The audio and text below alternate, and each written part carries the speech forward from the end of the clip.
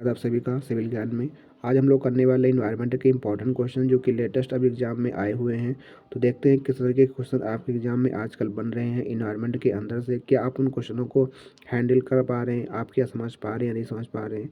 चलिए हम लोग देखते हैं बारी बारी से। अगर आप चैनल पर नए हैं तो चैनल को सब्सक्राइब जरूर कर लीजिएगा। पहला क्वेश्चन आज आपका रहने वाला है।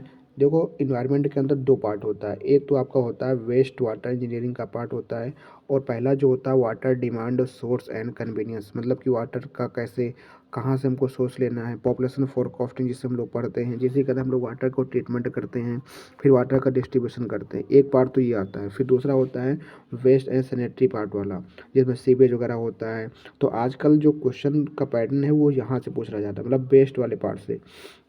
यहाँ से ट्रीटमेंट ऑफ वाटर वाले पार्ट से क्वेश्चन कम आ रहे हैं। जनरली अमूमन आपको सैनिटरी सीवेज डिस्पोजल यहाँ से क्वेश्चन देखने को मिल रहे हैं। ठीक है, जैसे कि पहला क्वेश्चन आपको एक स्क्रीन पे दिख रहा है। Spacing between bar of course screen during the sewage treatment process, मतलब पहला ही क्वेश्चन है कि सीवेज ट्रीटमेंट प्रोसेस के दौरान जो हम लोग कोर्स स्क्रीन को यूज करते हैं उनकी स्पेसिंग कितनी होती है, ये आपको बताना है। 50 mm या उससे अधिक, 30 mm या उससे अधिक, 20 mm या उससे अधिक, या फिर आपका 60 mm या उससे अधिक।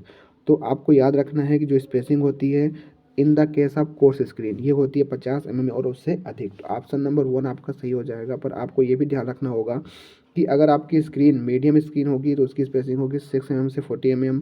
अगर आपकी फाइन स्क्रीन होगी तो उसकी स्क्रीन होगी 1.5 से 3 mm। कोर्स स्क्रीन के लिए कितनी होगी, 50 mm और उससे अधिक होगी। इस बात को ध्यान रखना। मतलब स्क्रीन जो होती है बाहर, स्क्रीन इज मैकेनिकल फिल्टर होता है use to remove large object, जैसे कि प्लास्टिक हो गया, फॉर्म वेस्ट वाटर। लो वेस्ट वाटर के अंदर जो रैक्स हैं, प्लास्टिक हैं, कूड़े कचरे हैं, इन सबको निकालने के लिए हम लोग स्क्रीन लगा देते हैं ताकि छन जाए वहाँ से। It is part of the primary filtration flow and typically the first or preliminary level of filtration being installed at the influent at waste water treatment plant. तो इसको आपको ध्यान रखना है। ठीक है, तो क्वेश्चन जो था आपको समझ गए होंगे। अगला क्वेश्चन आपका रहने वाला है। फॉलोइंग डेटा आपको दे रखा है, उसमें आपको दे रखा है कि इनिशियल डिजोल ऑक्सीजन आपकी 12 mg/लीटर, फाइनल आपकी है 4 mg/लीटर। डायल्यूशन ऑफ सीवेज 2% दे रखा है। आपको बीओडी को कैलकुलेशन करना है। तो बीओडी कैलकुलेशन का जो फार्मूला होता है मेरे भाई वो आपका होता है कि BOD is equal to dissolve oxygen initial minus dissolve oxygen final into आपका डायल्यूशन फैक्टर होता है। तो इनिशियल दे रखा है, पहले आपको डायल्यूशन फैक्टर निकालना पड़ेगा। तो 2% ऑफ डायल्यूशन के लिए आपका जो डायल्यूशन फैक्टर होता है वो आपका होता है 100/2। ठीक, तो 12 - 4 8 हो जाएगा। 8 इंटू 100/2 करोगे तो लगभग 400 mg/लीटर आपका आएगा। आप यहाँ देख सकते हो ऑप्शन में भी आपके पास 400 mg/लीटर अवेलेबल है। तो ऑप्शन नंबर डी आपका हो जाएगा राइट आंसर। आगे समझ सकते हैं, यहाँ पे आपको दिखाई देगा कि जो बीओडी होता है आपका निकालने का तरीका होता है इनिशियल बीओडी माइनस के final BOD into dilution factor. तो डिजोल ऑक्सीजन जो आपकी पहली थी इनिशियल 12 mg, उसके फाइनल 4 mg/लीटर। 2% आपका डायल्यूशन सैंपल हुआ तो उसके बाद डायल्यूशन फैक्टर जो बना 100/2 आपका बन गया। तो 12 - 4 8 इंटू 100/2, तो 400 mg/लीटर आपका क्या हो गया, आपका डायल्यूशन आपका बीओडी 5 हो गया। तो इस तरीके से इसका कैलकुलेशन किया जाता है। ये बहुत ही इंपॉर्टेंट फार्मूला है और बहुत ही छोटा सा फार्मूला है। इसके ऊपर एग्जाम में क्वेश्चन बनते ही बनते हैं। अगला क्वेश्चन है the aerobic method of mechanical composting practised in India is called. Aerobic method जो भी होता है, आपको पता है कि हमारा जो डिकम्पोजिशन होता है, कोई ऑप्शंस ऑफ ऑक्सीजन पे जब होगा तो उसको हम लोग कहेंगे एनारोबिक। प्रेजेंस ऑफ ऑक्सीजन जब होगा उसको कहेंगे एरोबिक। तो aerobic method mechanical composting in India तो किस में होता है भैया, वो आपका होता है इंडोर मेथड में। बाकी नागपुर, बेंगलोर ये सब आपके कैसे होते हैं, यहाँ पे एनारोबिक मेथड पे होते हैं। इंडोर मेथड आपका हो जाएगा पहला ऑप्शन यहाँ पे राइट आंसर। यहाँ पे हम लोग चर्चा कर लेते हैं कि मेनली 2 टाइप्स होते हैं आपके adopted in India for decomposition of solid waste. जितने भी सॉलिड वेस्ट जनरेट होते हैं उनको डिकम्पोजिशन करने के लिए आपके इंडिया के अंदर 2 तरीके से, एक होता है इंडोर, एक होता है बेंगलोर मेथड। तो मेन डिफरेंस बिटवीन इंडिया, देखो अगर याद ना हो ना इंदौर को, हाँ कि इंडोर आपका एरोबिक है, एग्जाम में आता है क्योंकि इंदौर होता है, पूछता है कि इंदौर आपका एरोबिक है एनारोबिक। तो याद रखना इंदौर कैसा शहर है, इंदौर एक साफ़ सुथरा शहर है। हमेशा आपकी जो सेफ क्लीन जो आपका क्लीनेक्स इंडेक्स आता है, मतलब स्वच्छता निर्देशांक आता है आपका, उसमें इंडेक्स में सबसे नंबर 1 पे रहता है इंदौर आपका। तो याद रखना इंदौर में साफ़ सुथरा रहेगा, वहाँ पे क्या ऑक्सीजन की ऑक्सीजन वहाँ पे प्रॉपर रहेगा, तो वहाँ पे जो भी डिकम्पोजिशन होगा वो एरोबिक होगा। तो देखो यहाँ पे क्या होता है, डिकम्पोजिशन जो होता है सॉलिड वेस्ट का एरोबिक होता है, बेंगलुरु में आपका कैसा होता है, एनारोबिक होता है। इसके डिकम्पोजिशन में 2 से 3 महीना समय लगता है, इसके लिए 5 से 6 महीना लगता है। Mixing is ensure either mechanically और मैनुअली, यहाँ पे कोई मिक्सिंग नहीं होती है। ठीक, तो इस बात को आपको ध्यान रखना, ये क्वेश्चन एग्जाम में आता है। अगला क्वेश्चन आपका है among the following treatment unit an aerobic decomposition take place, मतलब टेक प्लेस इन, देखो जितने भी आपके ट्रीटमेंट यूनिट दिए गए हैं तो इसके अंदर किसी में आपका एरोबिक डिस्कम्पोजिशन होता है, किसी में आपका एनारोबिक होता है। तो इनमें से 4 यूनिट दे रखी है, एक आपको दिया ऑक्सीडेशन पॉन्ड, एक दिया आपको activated sludge process, Imhoff tank, trickling filter. तो इनमें से किसमें आपका एनारोबिक डिकम्पोजिशन होता है, याद रखना कि जो इमहॉप टैंक होता है उसी के अंदर आपका होता है एनारोबिक डिकम्पोजिशन आपका होता है। एनारोबिक डिकम्पोजिशन आपका इसी के अंदर देखने को मिलता है। बाकी सभी में क्या होता है कि इसमें, और हाँ इमहॉप टैंक में खासियत होती है, इसमें आपका एक अपर पार्ट होता है, एक आपका लोअर पार्ट होता है। ठीक है, तो यहाँ पे 2 चीज़ें होती है। बाकी इसमें ऑक्सीडेशन एंड इसमें आपका क्या होता है, एरोबिक सिस्टम होता है। ये आप देखिए आपका है इमहॉप टैंक। इनहॉप टैंक में एक आपका सेटलिंग कंपार्टमेंट है, एक आपका स्लज डाइजेशन कंपार्टमेंट है। तो इसके अंदर 2 कंपार्टमेंट है। जो अपर कंपार्टमेंट होता है वो आपका वी शेप का होता है और allowing solid to settle into digestion compartment while preventing foul gases from rising up and disturbing settling process, it is expose atmosphere. ठीक है, तो ये एटमॉस्फेयर के कॉन्टैक्ट में रहता है। तो अपर कंपार्टमेंट कैसा होता है, वो एरोबिक कंडीशन में होता है, और लोअर कंपार्टमेंट क्या होता है, पूरा बंद होता है, मतलब कि वहाँ पे एयर नहीं पहुँच पाती, तो आपका होता है एनारोबिक डाइजेशन होता है। तो इसी में मतलब इमहॉप टैंक के अंदर पहला पार्ट होता है एरोबिक और सेकंड वाला पार्ट क्या होता है एनारोबिक। क्वेश्चन ये भी पूछता है कि इमहॉप टैंक का अपर पार्ट में एरोबिक होता है कि लोअर पार्ट में एरोबिक होता है, अपर पार्ट एनारोबिक होता है कि लोअर पार्ट एनारोबिक होता है। ये आपको याद रखना है कि अपर पार्ट जो होता है जहाँ पे सेटलिंग कंपार्टमेंट होता है वो आपका एटमॉस्फेयर के रिस्पेक्ट में होता है, इसीलिए अपर पार्ट आपका होता है एरोबिक, और नीचे वाला पार्ट जो होता है पूरी तरीके से बंद होता है, तो यहाँ पे होता है एनारोबिक। ठीक है, ये बात आपको ध्यान रखनी पड़ेगी। अगला क्वेश्चन है आइडेंटिफाई द, आप देख रहे हो क्वेश्चन जितने भी अभी आए हुए हैं लेटेस्ट एग्जामों के अंदर वो सारे आपके वेस्ट वाले पार्ट से ही आए हुए हैं। Identify the one which is not an ozone layer depleting chemical, इनमें से ऐसा कौन है जो कि ओजोन लेयर को डिप्लेटिंग नहीं करता है, ओजोन लेयर को डिप्लेट नहीं करता है। पहला है आपका hydrochloric acid, copper sulphate, carbon tetrachloride, methyl chloride. तो देखो ओजोन लेयर का डिप्लेटिंग हो रहा है, पर ये कॉपर सल्फेट किसी तरीके से पार्टिसिपेट नहीं करता है आपकी ओजोन लेयर के डिप्लीशन में। तो बी आपका हो जाएगा, आपका राइट आंसर रहने वाला है। आगे पढ़ देते हैं। Copper sulphate is not responsible for ozone depletion, certain recent human activities have injected certain chemical in the stratosphere which consume ozone and reduce the concentration, depletion is mainly caused by chlorofluorocarbon, जैसे कि refrigerator से जो भी निकलता है, आपकी AC से, air conditioner से सीएफसी निकलता है, halons, methyl chloroform, hydrochloric acid and carbon tetrachloride, ये सारी चीज़ें होती हैं जो कि डिप्लीट करती हैं ओजोन लेयर को। These chemical substance are mainly either chlorine or bromine base which can reach the stratosphere and catalytically break down ozone into oxygen.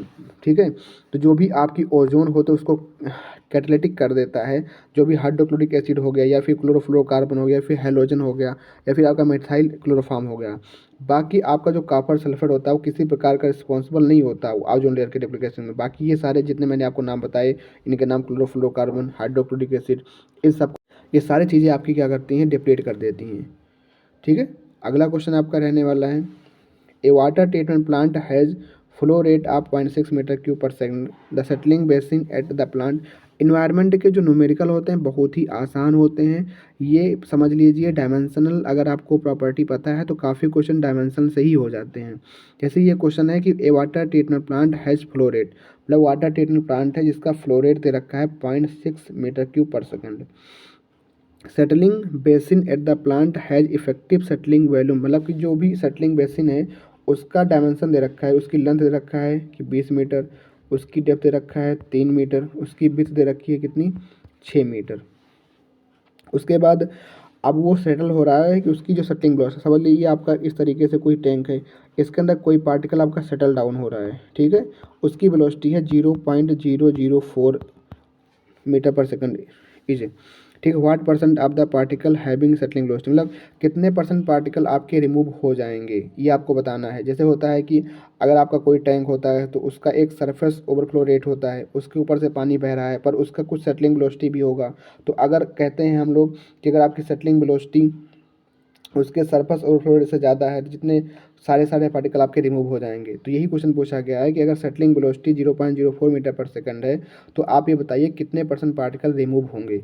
तो सबसे पहले हम लोग करेंगे क्या, इस क्वेश्चन के अंदर सबसे पहले हमको ज्ञात करना पड़ेगा कि जो भी सेटलिंग वेलोसिटी, जो भी हमारा सरफेस ओवरफ्लो रेट है, सबसे पहले उसको हमें ज्ञात करना पड़ेगा। तो सरफेस ओवरफ्लो रेट कैसे निकलेगा, उसको निकालने का तरीका क्या रहेगा कि ये होता है कि सपोज ये आपका मान लीजिए कोई टैंक है, इसमें से फ्लो हो रहा है, तो इसके सरफेस के ऊपर से जो भी फ्लो हो रहा होगा, पहले उसका वो निकालो जो उसकी वेलोसिटी, तो सरफेस ओवरफ्लो रेट जो उसके ऊपर से होके जा रहा है, तो डिस्चार्ज कितने का हो रहा है 0.6 मीटर क्यूब पर सेकंड का हो रहा है, डिवाइड बाई इसका सरफेस, कौन सा सरफेस, जो इसके पानी के कॉन्टेक्ट में आएगा, ये वाला सरफेस, ये इसकी मान लीजिए विड्थ है और इसकी लेंथ होगी 20 मीटर, ये वाली, इसकी डेप्थ को कंसिडर नहीं करेंगे। तो B into L, B into मतलब 20 इंटू 6 मीटर, तो यहाँ से कैंसिल आउट करोगे तो 20 6 1 कटा 20 5 600 लगभग 0.005 मीटर पर सेकंड आपका यहाँ से आ जाएगा। ये आ गया सरफेस ओवरफ्लो रेट। जबकि आपकी जो सरफेस सेटिंग वेलोसिटी है वो है 0.004 मीटर पर सेकंड। अब हमको निकालना पड़ेगा परसेंटेज रिमूवल। परसेंटेज रिमूवल निकालने के लिए लिखेंगे परसेंटेज रिमूवल जो भी हमारा होगा, हाँ परसेंटेज रिमूवल हमारा क्या होता है, परसेंटेज रिमूवल हमारा होता है कि settling velocity of given particle, जो भी पार्टिकल है उसकी जो सेटलिंग वेलोसिटी है divide by settling velocity of concern size particle, मतलब जो सरफेस ओवरफ्लो रेट है वो चीज़ें, तो उसको हम लोग कर देंगे। तो यहाँ पे 0.004 डिवाइड बाई 0.005 इंटू 100, लगभग 80% आ जाएगा, मतलब 80% आपका पार्टिकल क्या करेगा, रिमूव कर जाएगा। यहाँ पे थोड़ा थ्योरी है, कहते हैं कि all particle whose settling velocity is greater than or equal to S O R, मतलब वो ऐसे पार्टिकल जिनकी सेटलिंग वेलोसिटी ग्रेटर है, मतलब जिनकी सेटलिंग वेलोसिटी उनके सरफेस फ्लो रेट से ग्रेटर या उसके बराबर है, वो 100% क्या करते हैं, रिमूव हो जाते हैं। Whose settling velocity is less than S O R will settle partly, वो पार्सली सेटल करते हैं। मतलब कोई चीज़ है उसके ऊपर से निकल भी रहा है और सेटल डाउन भी कर रहा है, अगर सेटलिंग वेलोसिटी ज़्यादा होगी उसके ऊपर तो ज़्यादा सेटल डाउन कर पाएगा, अगर सेटलिंग वेलोसिटी कम है, सेटल ऊपर ज़्यादा है, तो कुछ हो सकता है कुछ सस्पेंडेड अवस्था में रहेंगे। तो वही चीज़ हम लोग चेक करते हैं कि सरफेस ओवरफ्लो रेट से उसकी सेटलिंग वेलोसिटी कंपेयर करते हैं, अगर उसकी सेटलिंग वेलोसिटी ज़्यादा है तो ज़्यादा रिमूव होगा, अगर सेटलिंग वेलोसिटी कम है तो पार्सली रिमूव होने वाला है। ये क्वेश्चन में कुछ है नहीं, बहुत ही सिंपल क्वेश्चन है, अगर आप दोबारा देखोगे तो आसानी से समझ जाओगे, कोई दिक्कत वाली बात नहीं है, बहुत ही सिंपल क्वेश्चन है। ऐसे न्यूमेरिकल जो भी होते हैं वो मैनुअली कैलकुलेट करने की आवश्यकता नहीं होती, मतलब मैनुअली अपने आप से कर सकते हो, इतनी बड़ी कैलकुलेशन इसके अंदर नहीं होती, बस आपको समझना है कैसे क्वेश्चन होना, अगर आपको पता है तभी आप कर पाओगे, अदरवाइज फिर आप नहीं कर पाओगे। अगला क्वेश्चन आपका है objective of lime soda softening process. तो objective of lime soda softening, तो लाइम सोडा सॉफ्टनिंग प्रोसेस में आपका यूज होता है, यह काम करता है कि to remove hardness of forming an insoluble precipitate, जो भी इनसोल्यूबल प्रेसिपिटेट बनता है उसको रिमूव करता है, उस हार्डनेस को, ठीक है। तो यहाँ पे लाइम सोडा के बारे में सारी बातें दे रखी हैं, क्या होता है लाइम सोडा। देखो lime softening also known as lime buttering, lime soda treatment or Clark process, इसी को कहा जाता है, ठीक है। Is a type of water treatment used for water softening के लिए यूज किया था, which uses the addition of lime water calcium hydroxide to remove hardness deposits of calcium and magnesium salt by precipitation. Soda lime is a process Soda lime is a process used in water treatment to remove hardness from water. This process is now obsolete but was very useful for the treatment of large volume of hard water. Soda lime is a process used in water treatment to remove hardness from water. This process is now obsolete but was very useful for the treatment of large volume of hard water. The addition of lime, CaO and soda Na2CO3 to the hard water precipitates calcium as the carbonate and magnesium as its hydroxide. The amount of the two chemicals required are easily calculated from the analysis of the water stoichiometry of the reaction. मतलब देखो simple सी बात ये समझो कि जो hard water होता है तो उस हार्ड वाटर को सॉफ्ट हमें करना होता है, उसी सॉफ्टनिंग प्रोसेस में हमारा ये लाइम सोडा प्रोसेस यूज किया जाता है। ठीक है, तो वो सारी कहानी यहाँ पे लिख रखी है कि lime soda use as lime calcium hydroxide and soda Na2SO3 to precipitate hardness from the solution. Carbon dioxide and carbonate hardness are compressed by lime. In this process, calcium and magnesium ion are precipitated by the addition of lime, calcium hydroxide and soda S Na2CO3। तो ये सारी process पूरी दे रखी है किस तरीके से काम करता है लम्बड़ा प्रोसेस, सॉफ्टनिंग प्रोसेस में आपका यूज होता है, इसका मतलब क्या होता है, ये हार्डनेस को रिमूव करता है। ये बातें आपको बस इतनी समझनी है। नेक्स्ट क्वेश्चन आपका रहने वाला है कि difference process under water treatment are given under list 1 list 2 purpose को। फिल्ट्रेशन तो मैंने आपको पिछले बता दिया, इसका आंसर तो आपका थर्ड ही रहने वाला है। ठीक है, इस सारा काम करता है आपको। अब हमको यहाँ पे लिस्ट 1 और लिस्ट 2 रखी है कि फिल्ट्रेशन का काम क्या होता है, एरेशन का काम क्या होता है, जियोलाइट प्रोसेस क्या होता है, ओजोन ट्रीटमेंट क्या होता है। तो भैया जो जो हमें पता है सबसे पहले उसको हम लोग टिक कर लेते हैं। जैसे कि ओजोन ट्रीटमेंट है तो हमको पता है ये आपका डिसइंफेक्शन में यूज किया जाता है, तो एफ का 1 होगा। एफ का 1 कहाँ कहाँ पे है, तो अगर आपको होता है क्या है कि अगर मैचिंग वाला आपको अगर पता हो एक दो ऑप्शन से भी तभी काम चल जाता है। देखो पहला ही सेकंड ही ऑप्शन में केवल एफ का 1 है, बाकी किसी में नहीं है। एग्जाम वगैरह में आप सेकंड को करके आगे निकल जाओ, क्या मतलब एग्जामिनर को थोड़ी पता है कि आपको और भी ऑप्शन पता थे नहीं पता थे, पर आपको अभी आप पढ़ाई कर रहे हो तो आपको सारे पता होने चाहिए। पर मान लो एग्जाम में ऐसा कोई क्वेश्चन आ जाए, होता है क्या कि हमें कुछ सारी चीज़ नहीं पता होती, मतलब एक ऑप्शन से भी खेला हो जाता है, जैसे यहाँ पे हो गया। अब लेकिन हम समझ लेते हैं कि सी का 3 कैसे हो गया। जैसे कि है जो फिल्ट्रेशन होता है वो रिमूवल ऑफ सस्पेंडेड इम्प्योरिटी, जो भी हमारी सस्पेंडेड इम्प्योरिटीज होती हैं, निलंबित होती हैं, उनको हटाने के लिए वो फिल्ट्रेशन प्रोसेस यूज करते हैं। जैसे कि इससे फिल्ट्रेशन से पहले आपको पता है सेडिमेंटेशन होता है। सेडिमेंटेशन में सारे पार्टिकल तो नहीं बैठ जाते ना, क्योंकि कुछ पार्टिकल वहाँ पे सस्पेंडेड अवस्था में रहते हैं, उनको फिर हम लोग फिल्टर मीडियम से निकालते हैं तो वहाँ पे फिल्टर में जाकर जम जाते हैं। तो वही होता है कि रिमूवल ऑफ सस्पेंडेड इम्प्योरिटीज़, तो सी का 3 होता है। उसके बाद हम लोग एरेशन करते हैं। एरेशन में क्या करते हैं कि जो भी हमारे अंदर घुलित पदार्थ हैं, मतलब डिजोल्व चीज़ें हैं, ऑक्सीजन है, मतलब कोई डिजोल्व कोई गैसेस है, उसको निकालने, जैसे कि convert iron and manganese from the soluble state to insoluble state, मतलब कि कोई चीज़ सोल्यूबल है, घुली हुई है, तो हम लोग पानी को एटमॉस्फेयर के संपर्क में लाते हैं, एरेशन करते हैं, तो वो हमारा होता है डी का 4। तो अब आपका जियोलाइट प्रोसेस है, तो इसमें आप कैल्शियम एंड मैग्नीशियम के कटायन को रिमूव करने के लिए आपका जियोलाइट प्रोसेस यूज किया जाता है। तो इस तरीके से आपका हो जाता है। ठीक है, आई होप आप समझ गए होंगे। ये आपका फिल्ट्रेशन है, क्या होता है पूरा डाटा रखा है। एरेशन आप कैसे क्या होता है, फिजियोलाइट प्रोसेस क्या होती है, कैसे काम करती है, ओजोन ट्रीटमेंट क्या होता है। बस याद रखना ओजोन से यहाँ से क्वेश्चन बहुत बनता है कि ozone is a gas off O3 which is a powerful oxidizing effect causing rapid and effective disinfection of clean water। disinfection में यूज किया जाता है। nascent oxygen is the powerful oxidizing agent and remove organic matter as well as bacteria from water। 2 से 3 ppm ozone is required to maintain residual of 0.1 ppm। Residual ozone is measured by orthotolidine test. जो भी residual ozone होता है उसको हम लोग major करते किसे हैं, ऑर्थोडोलिन टेस्ट करते हैं। ये भी क्वेश्चन आपके एग्जाम में आ चुका है। Ozone remove colour odour and taste also, it give pleasant taste to water, no residual can be maintained as it highly unstable and it not ensure against possible future recommendation। it is costlier than chlorination। chlorination की अपेक्षा ये ज़्यादा costlier होता है। ये सारी बातें आपको याद रखनी है। ठीक है, which are the following is not dechlorinating agent, इनमें से कौन सा ऐसा है जो डीक्लोरिनेटिंग एजेंट नहीं है। Sodium bisulphate, sodium sulphate, sulphur dioxide, carbon dioxide. तो यहाँ पे कार्बन डाइऑक्साइड आपका एक डीक्लोरिनेटिंग एजेंट नहीं है।